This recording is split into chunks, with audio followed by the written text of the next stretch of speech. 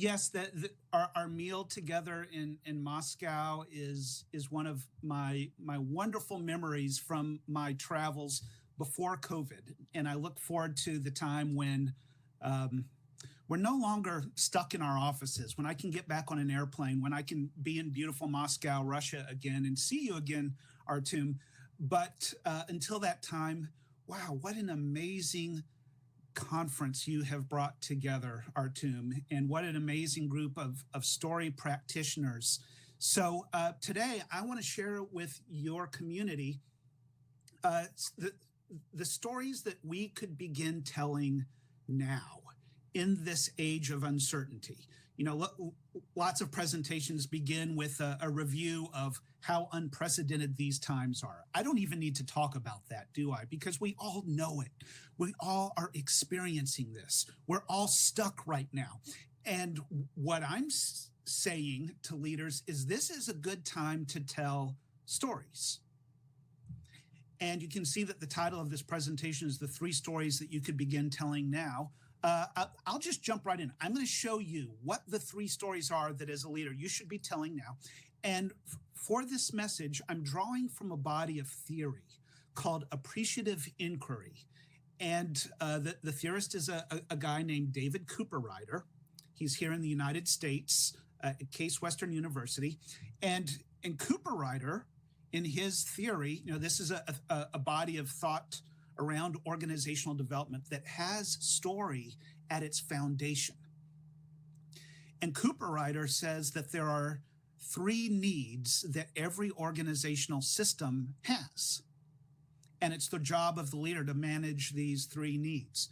And the 3 needs are for continuity and novelty and transition. And again, what I'm suggesting today is that as a leader that you tell stories about these needs, that there's no more powerful way to manage these than by telling stories about them. So continuity. Here, as a leader, you know, this is managing the thing that will never change. You know, everything's crazy today. We don't know what's coming next. And I'm anxious, and I'm looking to you, dear leader, for continuity. Tell me the thing that's not going to change. And these tend to be stories about identity, foundational principles, values. So give me the thing that I can lean on. Then there are the stories of novelty. This is the new. And here, the leader manages the shared story. Here's where we are, you know, with continuity. On continuity, this is a place where you don't want to change things very much, right? People don't like it when you mess around with who we are. They get upset. But novelty is a place to create disruption. Here you're bringing the new into the organization. And from a story point of view, these tend to sound like, imagine a world. Imagine if it looked like this. What if this was possible? And then finally, there are the stories of transition. And as a leader, here you're managing the shared story. This is how we dream. This is how we move forward together on this journey that we're on. And these sound like change and learning type stories. And my sense is that most leaders that I work with are very focused on these stories of novelty, right? Stories, leaders like the new. We're thinking about the new all the time. A lot of leaders are missing the opportunity to tell these messages, continuity, and also the transition stories. And also when leaders do talk about novelty, they're doing it with messages and slides. And what I'm saying is you should tell stories about these. So I want to show you what this can look like. And I'm going to start with continuity stories. And one organization that's really good at this, at managing disruption by telling the stories of who we are, is Patagonia. And I don't know if Patagonia is available in Russia. I know that they're global, and it's an outdoor climbing gear and clothing company, and they have a very strong, loyal customer base. And it's a culture that's really good at telling stories. They do this thing that we're talking about. And I want to share with you an example of a story that they still tell at Patagonia when people are anxious. This is a story that, when people get unsure of what's going on, leaders say, well, let me tell you about Yvonne Chouinard. And everybody in the organization kind of rolls their eyes. Oh, we've heard this before, right? It's one of those stories that they keep telling, but they tell it because it's powerful. So here's how they might tell this story. So, here at Patagonia, our company was started by our CEO, Yvonne Chouinard. You know Yvonne, right? And when he started his company, back when he was still a really young guy, he was a self-taught rock climber. He was one of the best in the world. And he spent his youth scaling the cliffs of Yosemite and other mountain ranges around the world. And Yvonne wanted a better way to scale the rocks. So he went out and he bought himself an old coal-fired forge and an anvil. I hope you're finding the words in Russian to translate that. A forge and an anvil, and he taught himself how to blacksmith. And he started forging his own steel piton. And that's a French word. It means little pegs, piton. Or in America, we call it pitons. I don't know what they're called in Russia. But the idea is that you take these little pegs, these pitons, and as you're climbing the rock faces, you hammer them into the rock, and then you run a rope. See those little holes? You run a rope through the holes, and now your life is dangling by these little pegs in the face of the rock. And as he started making these, his friends started saying, hey, could you make some of those for me? And he started selling them for $1.50 a piece. Within a few years, Yvonne and his business were worth millions of dollars. But this success caused a problem because soon there were countless steel pitons, little pegs, embedded in the rock faces all around the world. And this constant hammering and then removing them was causing cracks in the rocks. And the beloved cliff faces of Yosemite and elsewhere were becoming disfigured. And Yvonne was grieved and saddened by this. And he brought his team together and he said, we have become environmental villains. And so he made a radical decision. Yvonne decided to stop producing the pitons that had made him wealthy. He decided to discontinue his business. But Yvonne was an innovator as well. And he did what innovators always do, which is he brought something new. These small, in America, the word would be chocks, is what they call them. These small chocks that you could wedge into the rocks, and you put them in the cracks, and your body weight holds them in place. And then as you climb, you can easily remove them out of the cracks without causing any damage. And these chocks were an instant hit. And the company's growth was faster than ever. And soon he was very wealthy once again. All right, so listen to this part of the story. This part of the story is important. Today here at Patagonia, we're facing some very tough times. But that's nothing new for us because from the very beginning, we've known how to innovate even when there's uncertainty. And today, as we make hard choices about the future, our love for the planet Earth will always be at the front of those decisions. And that is one thing you can count on that will never change.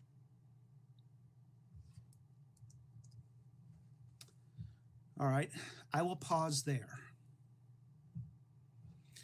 So my question for you is, what did you notice? What did you notice in that story? You're welcome to use the chat window or Artum. I don't know if comments are coming in, but what did you notice in how I told that story? What stood out for you? Just go ahead and type some comments in the chat window.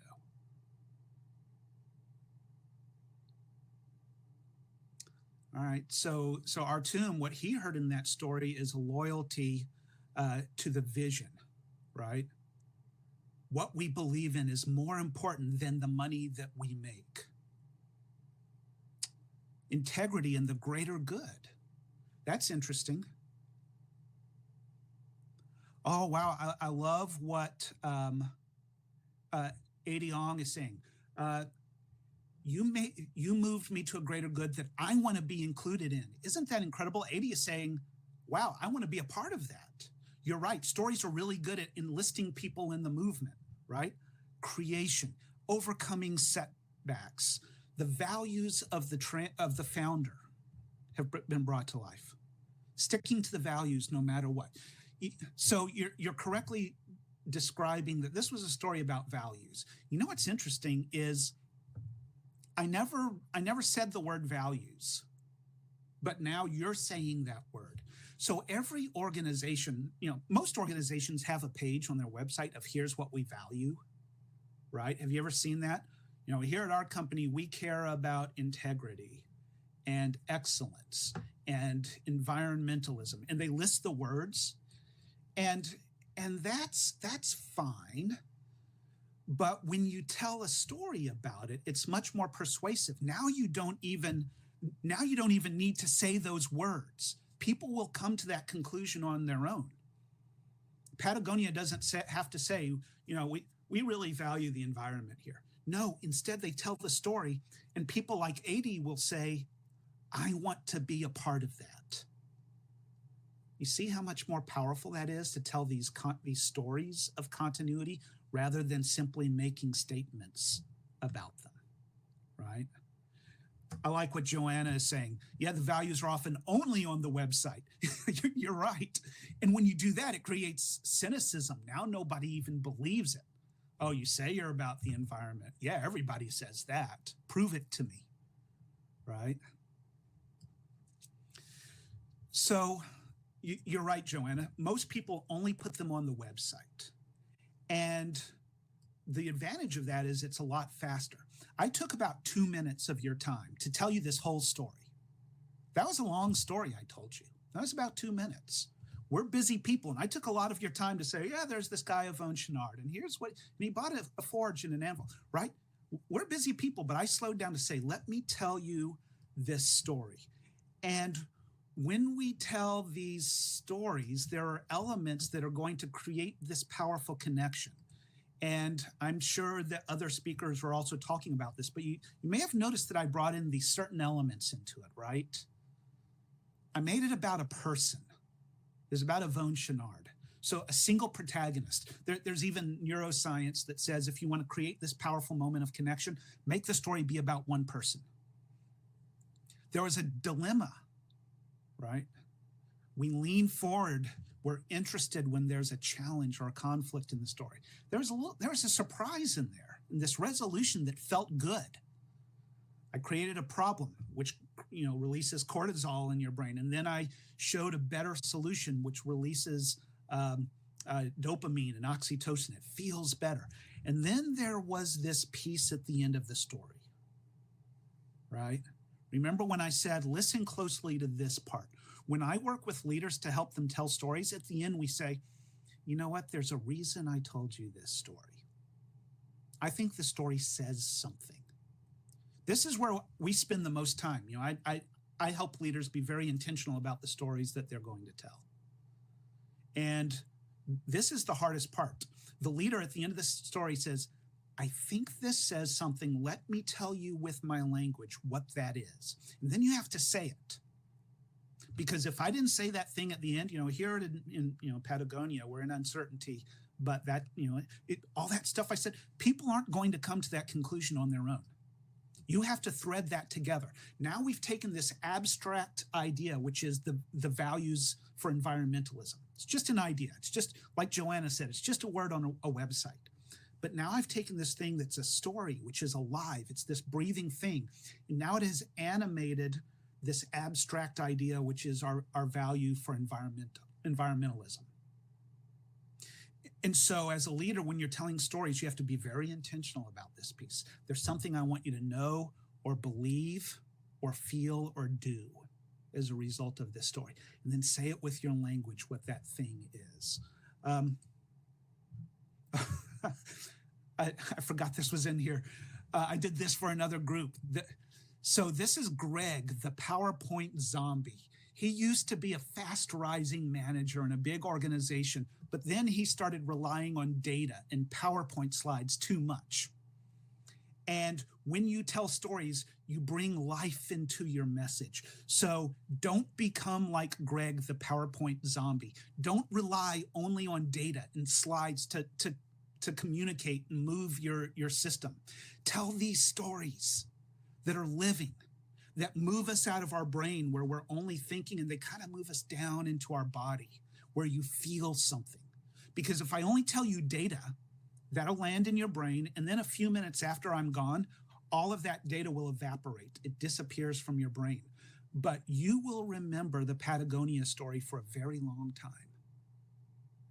If I talked to you 6 months from now, I bet you would say, oh, you're the guy who told the Patagonia story.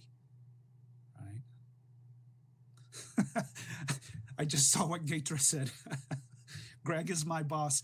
I know a lot of PowerPoint zombies. Absolutely. So Artum, should I pause for any questions? Because next I want to show what transition stories can look like and what novelty stories can look like as well. But first I want to pause. Are there any other questions or comments, Artum, that have been coming through? Should I keep going?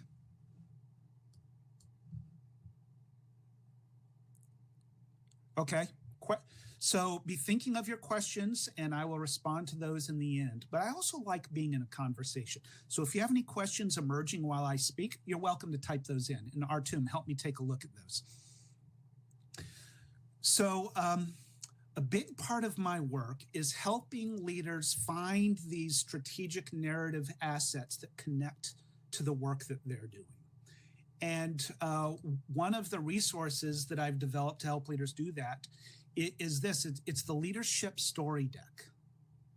And it has dozens of ideas of stories that you could be telling, including stories of continuity, novelty, and transition. And in fact, it's been an honor to partner with Artum to make the Leadership Story Deck available in Russia. So if you're a part of the Russian audience, these are available to you. And here's a couple of stories of continuity. So as you look for your continuity stories, here's one. It's called It Was True at the Beginning. There's something special about how we began. So you have stories like this. Tell me about something that happened at the beginning and what that says about us that is still true today.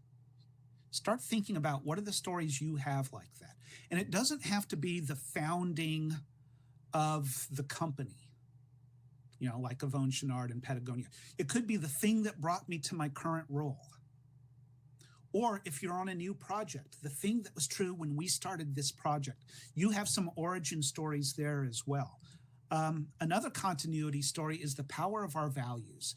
We won't compromise what makes us special. Tell me about a time when you or we or somebody that you know powerfully lived our values, even though it may have come with a cost. And what happened? You have stories like this. As leaders, you should be telling these. By the way, in addition to the Leadership Story Deck, I also have a set of free cards in PDF called the Story Dash cards. That's what these are. And if you'll send me an email, I will send these to you for free in a PDF format so that you can print them up and cut them out and start finding your stories. Let's start looking now at these stories of, let's see, what's next is transition. stories of transition. These are the stories of journey, of getting from here to there. And I see that we're moving, the time is passing us quickly. So let me give you some ideas of what these can look like.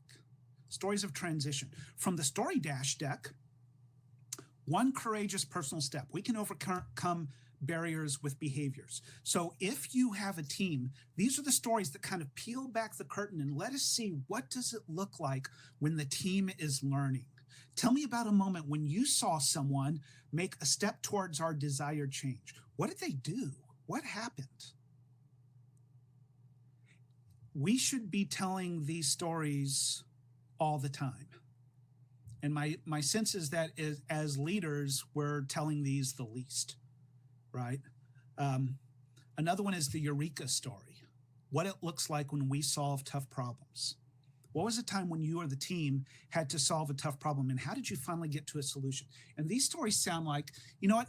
So here in our team, as we were working towards this innovation that we're all in charge of, early in our process, we came up against a challenge, and we didn't know what to do about it, and we felt stuck. And so we tried something, and that didn't work, and then we tried another solution, and that didn't work.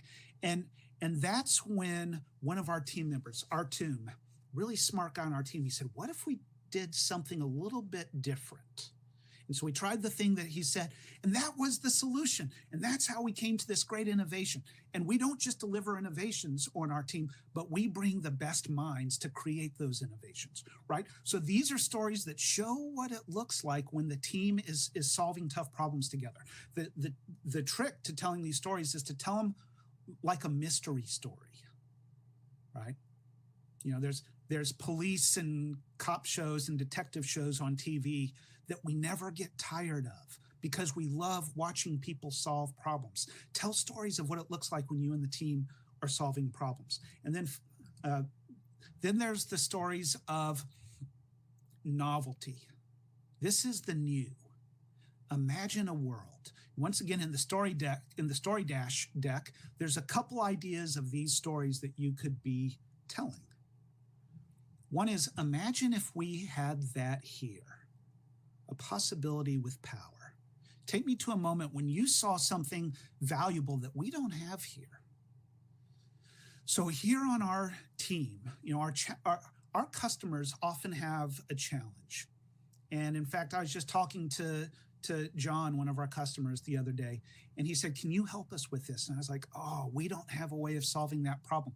But our competitors do have this. And so here's what that can look like. Imagine if we had that capability here. So again, it's a vision.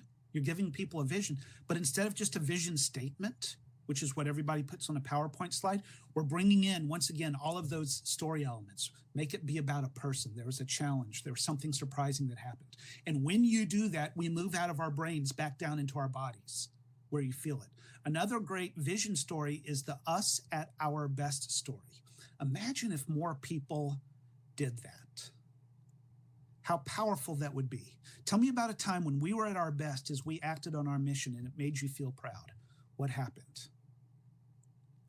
As a leader, when you tell these, it's very powerful. These are the stories that say, you know what? I know things are messed up around here.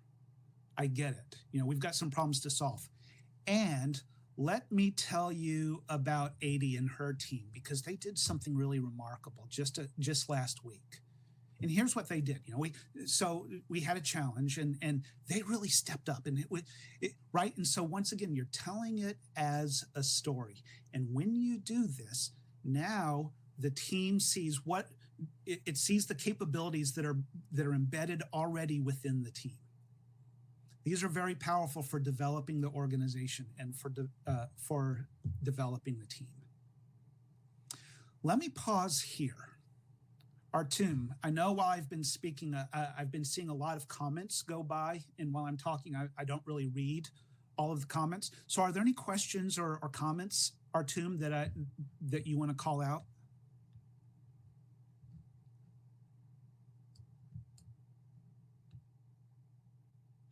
Yes.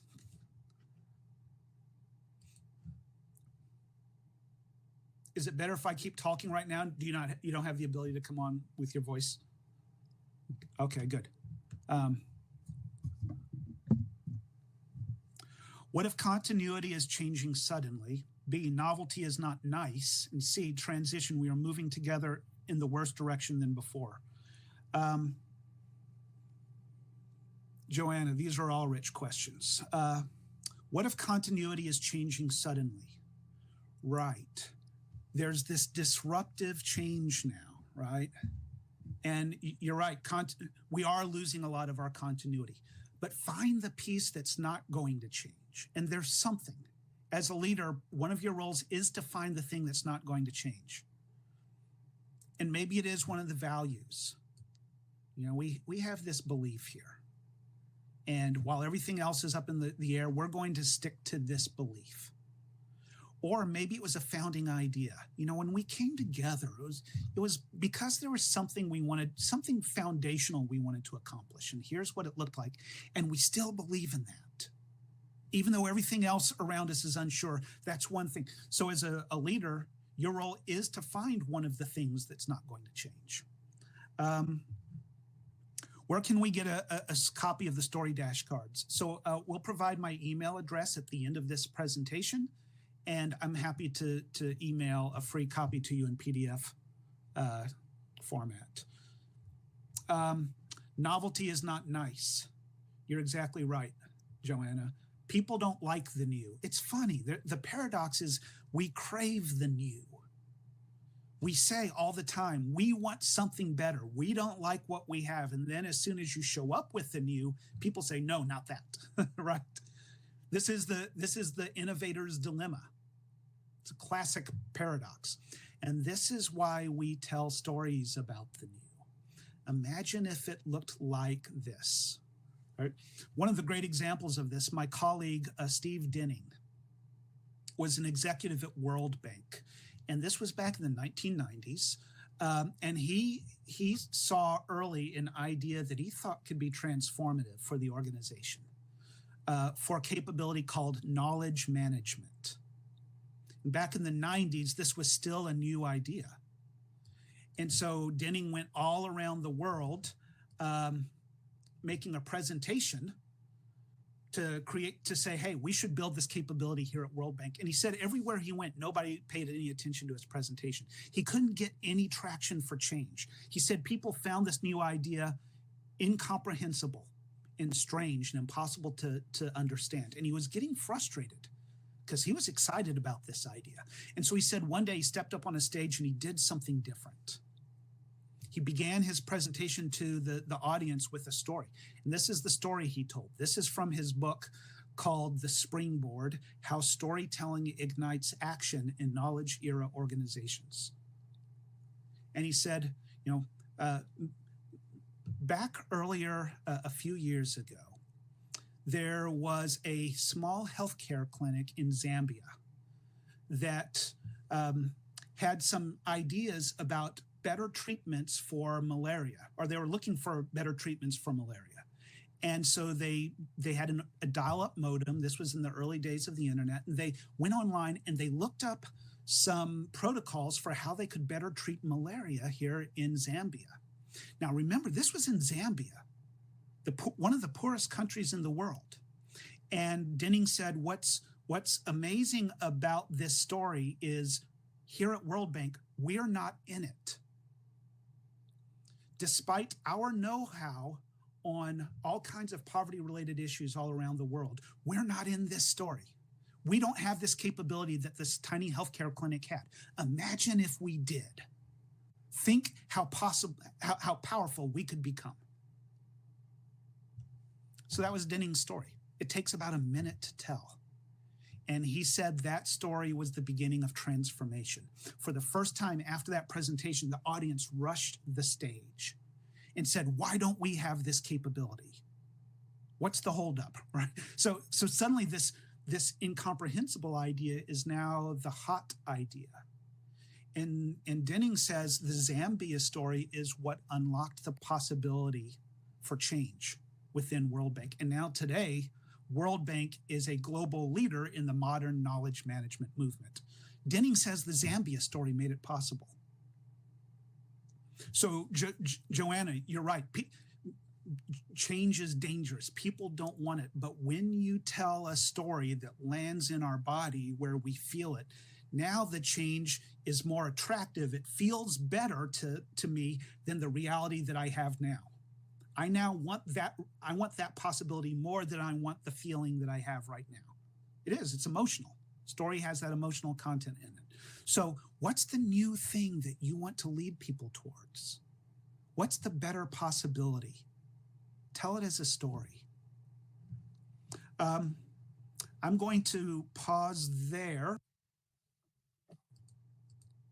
There we go. I'm going to join you because we have a little bit less than 10 minutes to go. So just, final thoughts. And again, feel free to write the questions to the chat while David is here. He's an awesome dialogue person. So Artem, you're saying say just a few more words? Good. We are moving to the Q&A. We have 7 minutes till the next speaker. Okay. Yeah. Good. If you would want to make any comments while the people are writing to the chat, maybe address your book or. Oh, okay. Good. So hold on a second. What we're talking about is the topic of my new book. Artem, can you put the slides back up? I just made them go away and now I don't know how to bring them back. Thank you. And I'll scroll through these quickly. Uh-oh. I didn't realize it was all, there we go. So that my new book is coming out in just a few months, Story Sprint. Find, develop, and activate your most powerful stories in just a few minutes. And the idea of the book is it's helping leaders find the stories that are connected to the work that you're doing right now. And it uses lots of fun resources to do that, including the Story Dash cards, the leadership story deck that Artem offers in Russia. There's a really cool framework called the Story Canvas that's part of the book, where once you've identified, I've been giving you ideas for which story should I tell. Once you've identified them, what next? Well, you can use the Story Canvas, which is a visual framework for building your story. So you use sticky notes and you build it on this canvas, and it has all the elements that we talked about that are going to create that powerful connection. And simply building your story on this canvas will help it land with much more impact. So that's all in Story Sprint, coming out in just a few months. So what other questions or comments are coming in, Artem?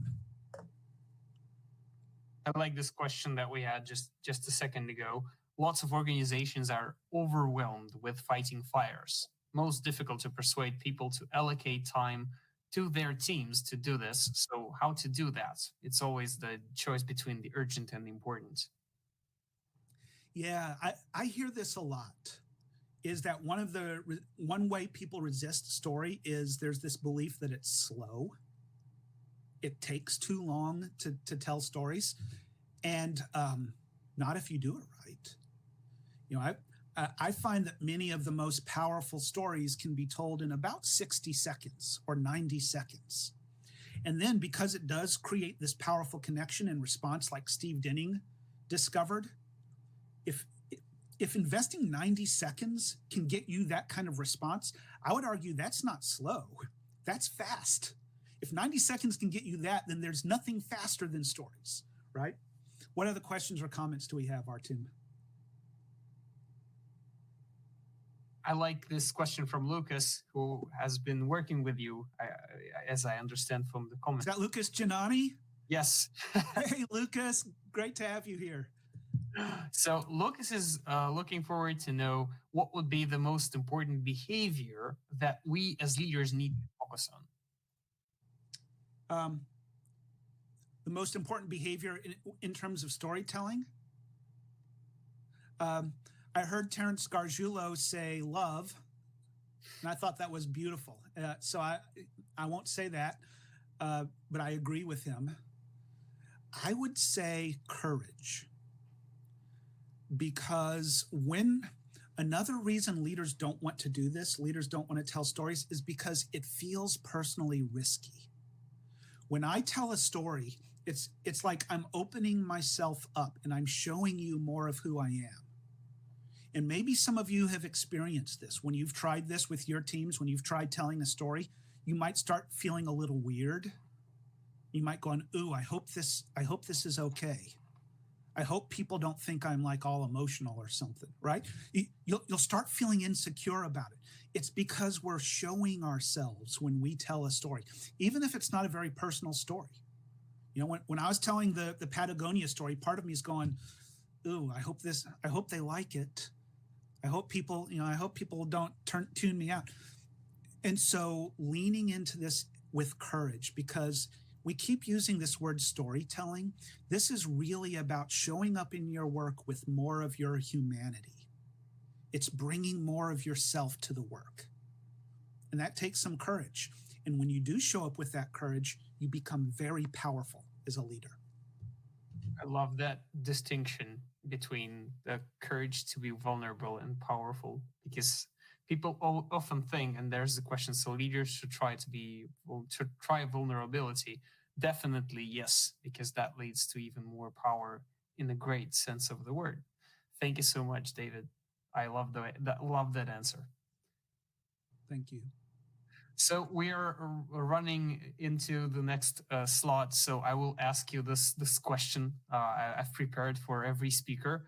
I would read your opinion on that. So let's imagine for a second that Her Majesty the story came alive to teach leaders one thing and one thing only.